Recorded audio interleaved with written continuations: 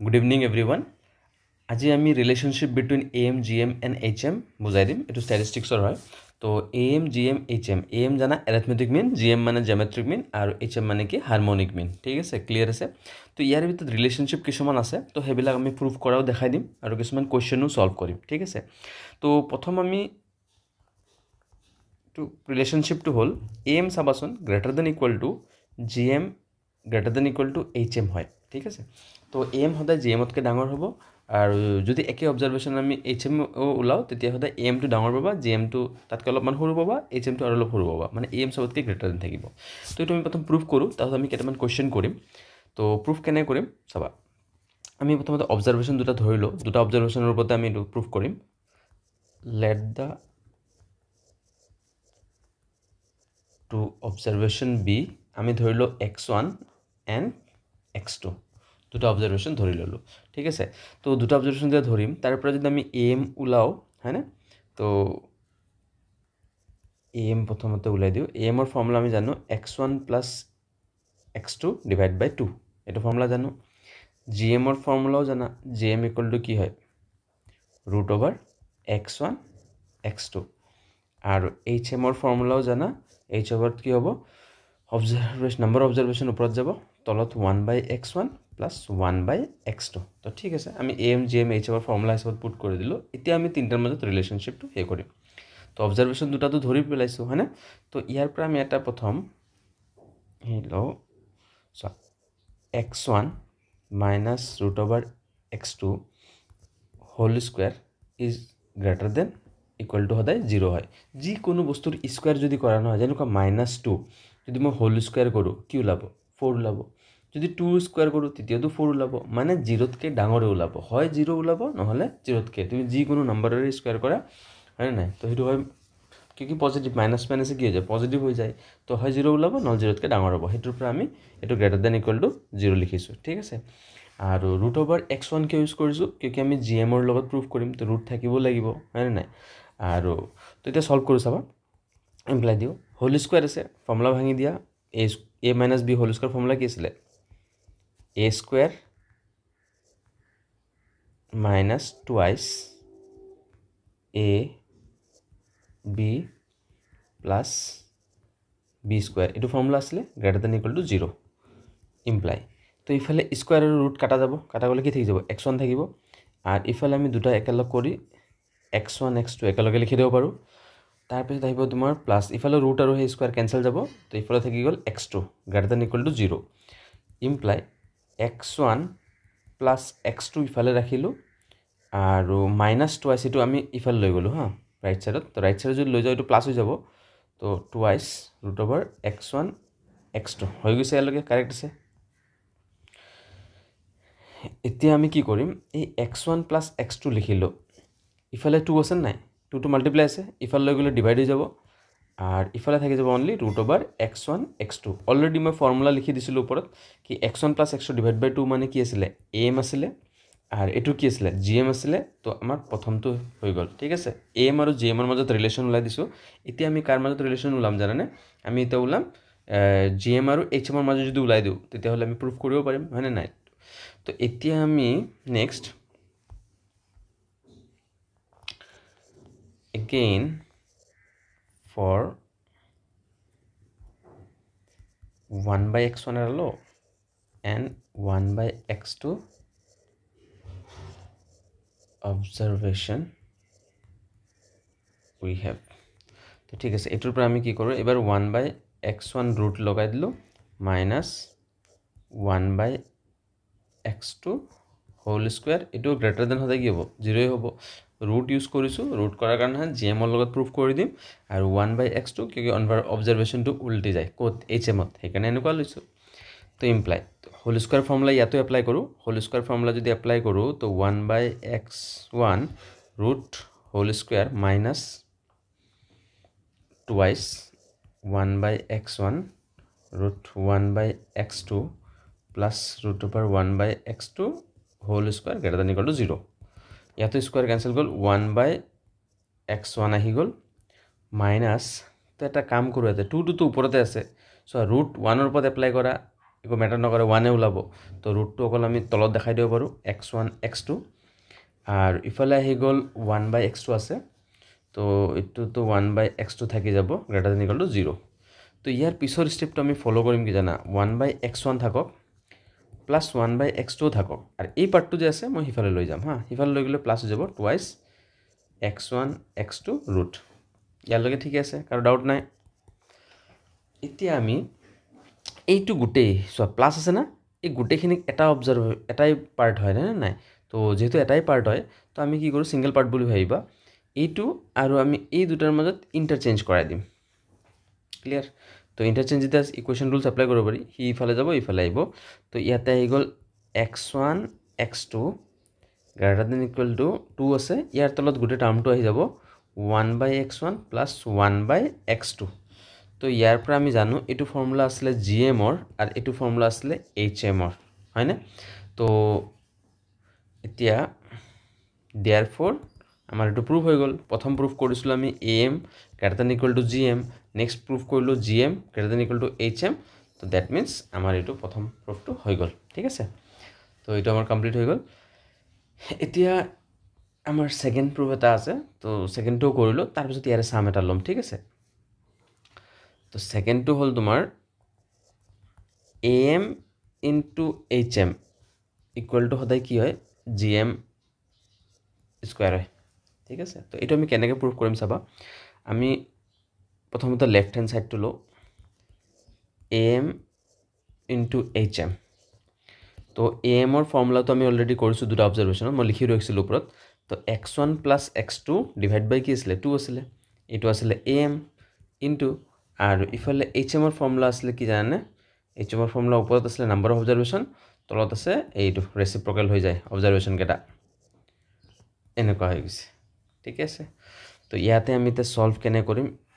তো এইটো পাৰ্ট আমি এনেকৈ লিখিব পাৰোঁ x1 x2 2 ব্ৰেকেটটো নিদিওঁ আৰু এতিয়া ইফালে থাকিল 2 আৰু এই পাৰ্টটো যে আছে এই পাৰ্টটোত আমি কি কৰি দিলোঁ আমি এই পাৰ্টটো তোমাৰ এলচিএম লৈ ললোঁ x1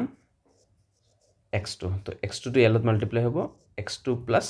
x1 হৈ গ'ল এই দুটাটো কাটি দিব পাৰি হয়নে তো ইকুৱেল ওপৰত থাকিল x1 plus x2 plus x2 আৰু তলত থাকি গ'ল তোমাৰ তলত চোৱা এই পাৰ্টটো যে আছে না এই পাৰ্টটো আমি কি কৰিম কোৱাচোন এই x1 আৰু x2 এটা আমি এনেকৈ লিখি দিওঁ x1 প্লাছ x2 আৰু এই তলৰ যোনটো আছে সেইটো ওপৰত গুচি যাব সেইটো ৰুলছ হয় কিয় কি তলৰ পাৰ্টটো ৰেচিপ্ৰকেল হৈ যায় ইনটু x1 x2 তো ইয়াৰ পৰা আমি গম পালোঁ এই দুটা দেখাত সেম কেনসেল গ'ল আমাৰ এটা থাকি গ'ল অকল x1 x2 তো x1 x2 এগেইনষ্টত মই gm লিখিব নোৱাৰোঁ কিন্তু তুমি ভাবাচোন মই যদি x1 x2ৰ ওপৰত যদি এটা ৰুট দি দিওঁ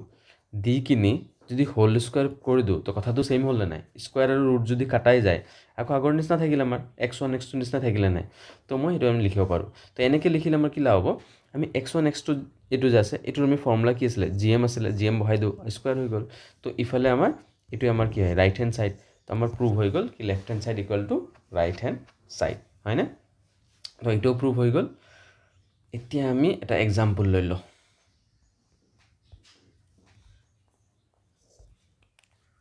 question to ধৰা হে ললো তো অবজাৰভেশন তিনটা আছে অবজাৰভেশন তো হল ধৰা 2 4 8 তিনটা নাম্বাৰৰ ওপৰত বেস কৰি আমি হে কৰিম হা প্ৰুফ টু দেখাম আৰু কি am গ্ৰেটাৰ দেন হয় যে কেনেকৈ চাবা হা তো প্ৰথমতে আমি হে ওলাও আমাক লাগিব আমি এটো প্ৰুফ কৰিব গৈছো হা am greater than equal two gm greater than equal two hm তো চাবা আমি নাম্বাৰটোৰ প্ৰতি m কেনেকৈ ওলাম তো প্ৰথমতে আমি ওলাইলো m ওলাইলো হা m ৰ ফৰ্মুলা জানো গোটেই এটা প্লাস কৰিম 2 + 4 + 8 + ডিভাইড বাই কিমান হ'ব তিনটা অবজাৰভেশ্যন না সামেশন x বাই n আছিল না তো এটো কৰি দিলে আমি কিমান পাম 2 4 + 6 4 ফলে হৈ গ'ল 14/3 হয়নে তো 14/3 পাই গলো এটো আমি ডিভাইড কৰিলে 3 4 12 হৈ গ'ল তাৰ পিছত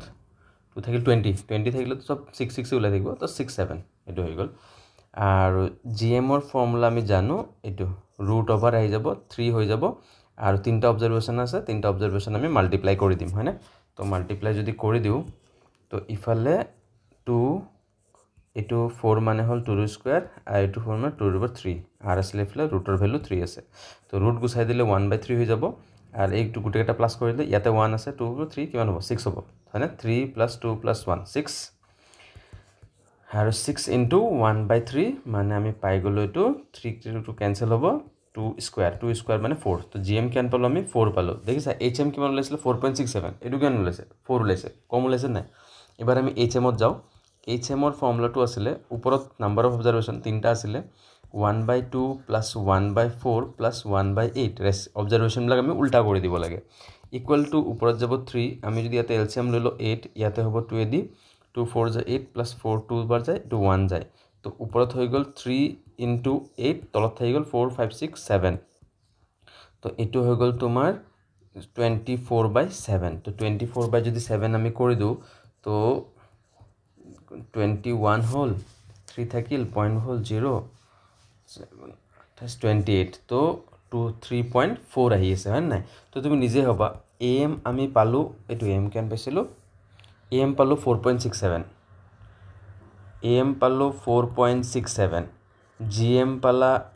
4 পালা আৰু এইচএম টু কেন পালো 3.4 পালো তো ইয়াৰ পৰা কি বুজি পালা এম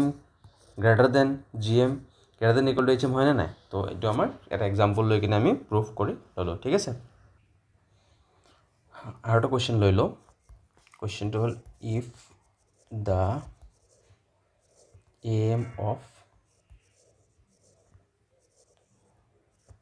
two numbers is 10 লৈ লো and their GM is 8 find their HM find the number also ঠিক আছে এটো কোৱেশ্চনটো চাও আমি কি দিছে কৈছে if the AM of two numbers is 10 তো given আমাক কি কি দিয়া আছে given আমাক দিয়া আছে AM 10 দিয়া আছে আৰু তোমাক GM দিয়া আছে GM = 8 তো ফাইন্ড देयर HM দিয়া আছে তো আমি এটোৰ ফৰ্মুলা কোনটো ইউজ কৰিম জানে এইটো ফৰ্মুলা আমি জানো কি AM into HM is equal to GM square হয় নাই তো GM square AM আমাক 10 দিয়া আছে HM না জানো GM square কিমান আছে GM আছে আমাৰ 8 তো that means আমাৰ आंसर হ'ব ইফালে এটা 10 থাকক আৰু into HM equal to 64 হৈ গল না তো HM equal to 64/10 মানে আমি পাই গলো 6.4 তো আমাৰ এটো आंसर হৈ গল বাট আমাৰ কোৱেশ্চনটোত অবজাৰভেশ্যন উলাব দিছে কৈছে ফাইন্ড দা টু অবজাৰভেশ্যন তো ঠিক আছে টু দা অবজাৰভেশ্যন আমি উলাই দিম কেনে গলাম চাবা আমি ধৰি লও let the two observations কি হয় x and y ঠিক আছে দুটা ধৰিলো x and y তো ইয়াৰ পৰা যদি আমি am উলাব যাও হয় না নাই am আমি যদি উলাব যাও am এর ফর্মুলা হল x + y / 2 আর অলরেডি am দিয়া আছে কিমান দিয়া আছে 10 দিয়া আছে তো ইয়াৰ পৰা আমি গম পালো কি x + y টুটি ফেলে আছে মাল্টিপ্লাই কৰিলে কি হ'ব 20 হৈ যাব হয় না তো x + y = 20 এটো আমি এটা ইকুৱেশ্যন বনাই দিব পাৰো ওয়ান ইকুৱেশ্যন তাৰ পিছত আমি যাম এতিয়া gm ত আমাৰ gm এর ফর্মুলা জানো gm = √xy আছিল হয় না আর যেটো দিয়া আছে তোমাক কোৱেশ্চন আমাক 8 দিয়া আছিল তো এটা কাম কৰো xy = কি কৰিব পাৰো √2 ফেলে গুছাই দিলে ইফালে স্কয়াৰ পৰিব নাই তো স্কয়ার যদি হৈ যায় তো 8 8 যে কিমান হ'ব 64 হৈ যাব তো আমি 64 পাই গলো x y আমাৰ 64 আহি গল হয় না ঠিক আছে ইকুৱেশ্যন নম্বৰ 2 আমি লিলো এতিয়া আমি এটা ফৰ্মুলা ইউজ কৰো এটো ফর্মুলা সবা আমি জানো কি x - y যদি হোল স্কয়ার করা আর ইফালে x + y যদি হোল স্কয়ার করা তো 4xy ওলাই হয় না আর এতিয়া আমি x - y whole square = x + y তো মই ওলাইছো মাত্ৰ এই x + y ওলাই আছে ইকুৱেশ্যন 1 ত কিমান ওলাইছে 20 ওলাইছে তো মই ইয়াৰ জায়গাত 20 বহাই দিম 4 ইনটু এক্স ৱাই ওলাইছোঁ 64 আছে তো 64 বহাই দিওঁ হয়নে 64 বহাই দিলোঁ তো ইফালে আমাৰ তাত থাকিল x minus y whole square equal to 20 square কৰিলে কিমান হ'ব ইফালে 400 হৈ গ'ল আৰু 4 4 যা 256 হয়নে তো x minus y whole square equal to 400ৰ পৰা আকৌ আমি মাইনাছ কৰি দিম তো এইটো 0 থাকিল 4 হ'ল আৰু ইফালে থাকি গ'ল তোমাৰ 4 হ'ল আৰু ইফালে 3 পৰা 2 গ'ল 1 থাকিল 144 তো 144 পাই গ'লোঁ তো x minus y equal two root over কি হ'ব স্কুৱাৰ গুচাই দিলে ইফালে ৰুট অভাৰ পৰি যাব 144 আৰু 144 ৰুট কৰিলে কি ওলায় x minus y equal two আমাৰ 12 ওলায় হয়নে তো আমি এইটো ইকুৱেশ্যন পাই গ'লোঁ থাৰ্ড ইকুৱেশ্যন তো তুমি চোৱা ইয়াতে এক্স মাইনাছ ৱাই পাই গ'লোঁ আৰু ওপৰত আমি এক্স প্লাছ ৱাই আছিলে এইটো এক্স প্লাছ ৱাই এই দুটা ইকুৱেশ্যন যদি আমি সলভ কৰি দিওঁ না আমাৰ এনচাৰ হৈ যাব তো আমি এটা কাম কৰোঁ ইকুৱেশ্যন 1+3 কৰি দিওঁ তো ইকুৱেশ্যন 1+3 কৰিলে তাতে আছিলে এক্স প্লাছ ৱাই আৰু ইফালে লেফ্ট হেণ্ড ছাইডত আছিলে x minus y equal two তাৰে আকৌ এক্স প্লাছ ৱাই কিমান আছিলে 20 আছিলে না তো ইফালে 20 হৈ গ'ল আৰু ইফালে 12 হৈ গ'ল তো এইটো সলভ যদি কৰোঁ আমি ৱাই ৱাই কেঞ্চেল যাব ইফালে তোমাৰ আহি যাব টুৱাইছ এক্স ইকুৱেল টু 32 তো এক্স ইকুৱেল টু কিমান হ'ব 32/2 ইফালে হৈ গ'ল আমাৰ এইটো 16 2 16 যা 32 তো আমি পাই গ'লোঁ এতিয়া এই বস্তুটো যদি মই ইকুৱেশ্যন 3 পুট কৰি দিওঁ ইকুৱেশ্যন 3 যদি পুট কৰাই দিছোঁ equation 3 x minus y equal to 12 আছিলে তো মই এক্সৰ ভেলু পুট কৰি দিওঁ 16 minus y equal to 12 therefore 16 12টো ইফালে লৈ আহা মাইনাছ 12 হৈ যাব আৰু ৱাই ইফালে লৈ গ'লে মাইনাছ আছে প্লাছ হৈ যাব তো আমাৰ এনচাৰ ওলাল কিমান এনচাৰ ওলাই গ'ল তোমাৰ 4 ওলাই গ'ল ৱাই দেয়াৰ ফ'ৰ আমি পালোঁ এক্স ইকুৱেল টু 16 পালোঁ এণ্ড ৱাই ইকুৱেল টু কিমান পালোঁ 4 পালোঁ তো অবজাৰভেশ্যন দুটাও পাই গ'লোঁ 16 আৰু 4 আৰু তো অলৰেডি তো হিয়াৰ এনচাৰ ওলাইছোৱে অলৰেডি আমি এইচ এম ওলাই দিছিলোঁ এইচ এম কিমান ওলাইছিলোঁ 6.4 তো আমাৰ চামটো ইয়াতে কমপ্লিট হৈ গ'ল তো এইখিনি চাগে চবৰে ক্লিয়াৰ হৈ গৈছে হয়নে আৰু মই প্ৰুফটো কৰি দিছোঁ তো আজিৰ ভিডিঅ'টোত এইখিনি থাকিল থেংক ইউ